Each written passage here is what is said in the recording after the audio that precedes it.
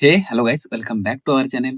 তো তোমাদেরকে আমি এর আগে ঝাড়খণ্ডে যে গেছিলাম, তার কিছু কাহিনী তুলে ধরেছিলাম। কিন্তু তোমাদেরকে উচিত ছিল যে আমি ১ম এ শান্তিনিকেতনের কথাগুলো বলি। কারণ কি? শান্তিনিকেতনে ১ম এ যেহেতু আমরা গেছিলাম, ওখান থেকেই যেহেতু সবকিছু স্টার্ট হয়েছিল, তো ওটা বলাই উচিত আমার। তো আমাদের এখান থেকে বাসটা ছাড়ে প্রায় রাত ১০টা থেকে ১০টা নয়, সরি ভুল বলছি, ১২টার মধ্যে। ঠিক আছে? তো ১২টার মধ্যে যখন গাড়ি ছেড়ে দিল, তারপর প্রায় যেতে শান্তিনিকেতনে ভোর হয়ে গেছে, প্রায় ভোর হয়ে এসছে। ঠিক আছে? তো তোমরা সবাই জানো যে ভোরের বেলায় মানুষের একটু আধটু কি পেয়ে থাকে, সেরকম স্বাভাবিকভাবে পেয়েছিল। আর তখন ভোরের সূর্য উঠছে সেই মাত্রই। ঠিক আছে? আর শান্তিনিকেতনের আমরা যেই পোরশনটায় পৌঁছেছিলাম, ওটা প্রায় গ্রাম ছিল। আর কিছু জায়গায় মানে পাকা বাড়ি-ফাড়ি ছিল। কিন্তু ওই যে বলে না, একটা অ্যা মানে ক্যানেল বলতে খাল গেছে। ঠিক আছে? ওই খালের পাশ দিয়েই কিন্তু কিছু মানুষ বাড়ি করে আছে। আর সেই বাড়িগুলো সাধারণত মাটিরই বাড়ি। মাটিরই একচালা ছোট বাড়ি। আমাদের যেরকম বড় বাড়ি দোতলা এরকম নয়। ছোট বাড়ি, কিন্তু তাদের সেই বাড়িগুলোকে এত সুন্দরভাবে, মানে কি বলবো? মানে রেখেছে না, যত্ন করে রেখেছে জিনিসটা। তার ফলে না আমার দেখেই মন ভরে গেছিল। আর সে সময় সূর্যটা মাত্র উঠছে। আর সত্যি অপূর্ব লাগছিল জিনিসগুলো।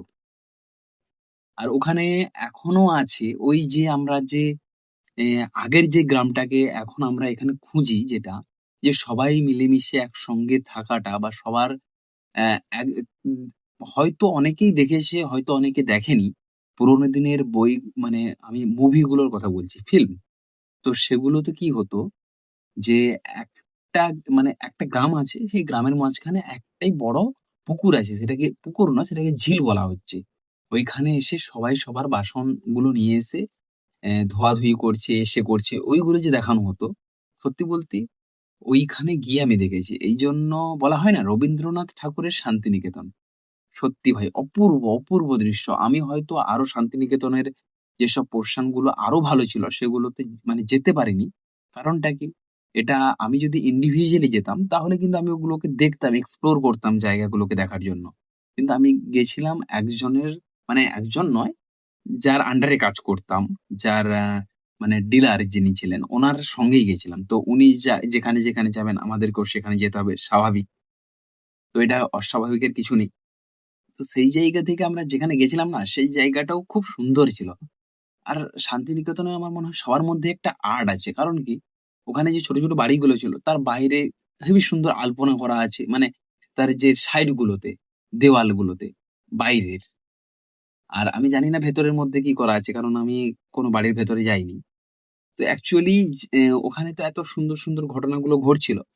তার মধ্যে সবথেকে যেটা বাজে ঘটনা ঘটেছিল, বাজে নয়, মানে আমার মনে হয় জীবনের এরকম এক্সপেরিয়েন্স টা আমি এর আগে করতে পারিনি কোনদিনও। মানে ছোটবেলায় হয়তো করেছি।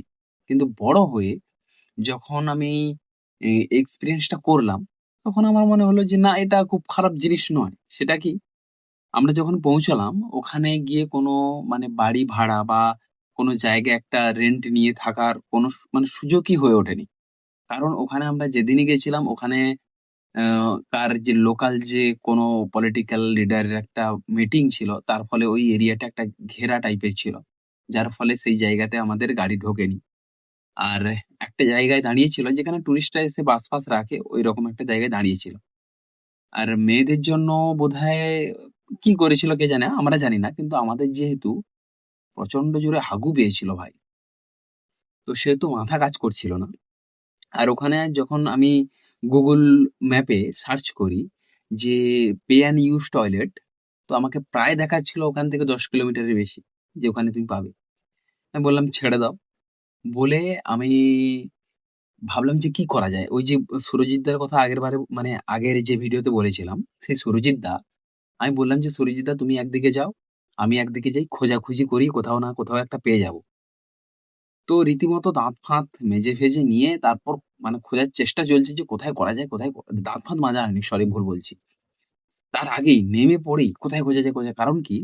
যদি একটা ঠিকঠাক যদি মানে একটা গোপন জায়গা বা একটা কোথাও একটা এমন জায়গায় পেয়ে থাকি যেখানে মানুষজন কম যায়, সেখানে তাহলে আমরা গিয়ে করতে পারবো জিনিসটা। আর বোতলে করে জল নিয়ে এসি সবাই। এরকম একটা অবস্থা। তারপর এমন একটা জায়গায় আমরা ওই মানে বিশেষ করে হাগলাম যে জিনিসটা সবাই মিলে। একদম ল্যাংটো হয়ে প্রকৃতির মধ্যে বসেছি। ভাই এদিক সেদিক থেকে কেউ আসছে না।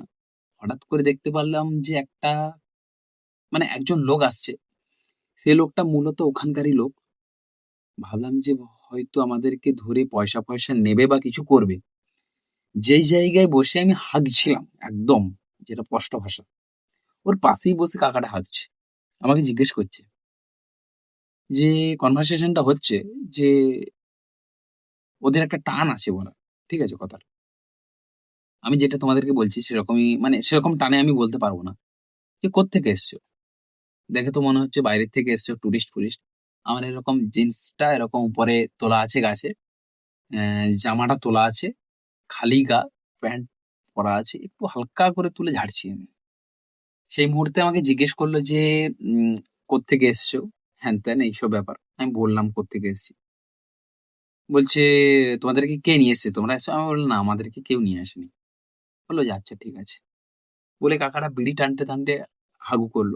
ঠিক আছে, কোনো অসুবিধা নেই। দেখলাম যে কাকাটা ওই গামছাটা এরকম বেঁধে নিল তারপর। গিয়ে ওই যে বড় পুকুরটা আছে, ঠিক আছে? ওর মধ্যে গিয়ে ধুয়ে নিল। একদম। ভাই আমরা সবাই দেখলাম জিনিসটা। আর ওই পুকুর পাড়ের মধ্যে কাকাই ছিল ওই গ্রামের একমাত্র মানুষ। তা বাদে ওই পুকুর পাড়টায় প্রায় না বললেও ১০-১২ জন মিলে আমাদেরই সমস্ত মানুষ করছিল।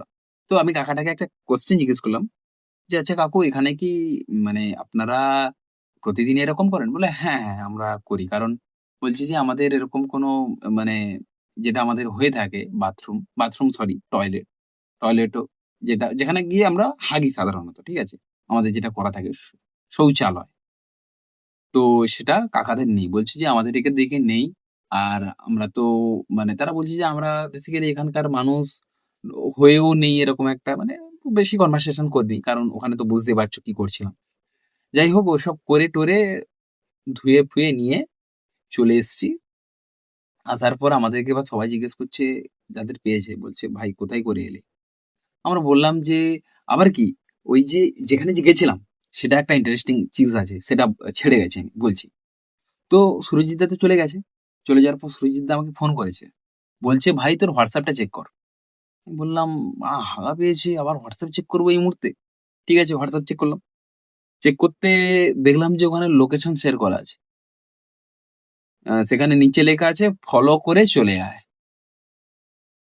ঠিক আছে? হাগবি যদি নিচে লেখা ছিল। যাই হোক ওই গুগল ম্যাপ বলছি ওখানে WhatsApp এ যে লোকেশনটা শেয়ার করছিল, ওটা দেখে গেলাম। গিয়ে হেগে যাই হোক করে চলে এলাম। একদম ভাই সেই একটা নেচারের ভেতরে যে ন্যাচারাল জিনিস ছেড়ে দেওয়ার একটা যে অনুভব হয়েছিল, মারাত্মক লেভেলের ছিল। ওটা সত্যি বলতে আরো এক জায়গায় ঘটেছিল। সেটারও কাহিনীটা বলব, কিন্তু আজকের নয়। আর তারপর ঠিকঠাক দাঁত-ফাত মেজে-ফেজে নিয়ে ওখান থেকে কিছু খাওয়া-দাওয়া করে বেরিয়ে এসেছি। তারপরে তো বলেছি ঝাড়খণ্ডের কি কাহিনী হয়েছিল না হয়েছিল তোমাদেরকে। তো অবশ্যই তোমাদের আশা করছি ভিডিওটা ভালো লাগছে আর ভিডিওগুলো ভালো লাগতে চলেছে আরো। আজকের মতো এই পর্যন্তই। দেখা হচ্ছে তোমাদের সঙ্গে নেক্সট ভিডিওতে। Tata, bye, by.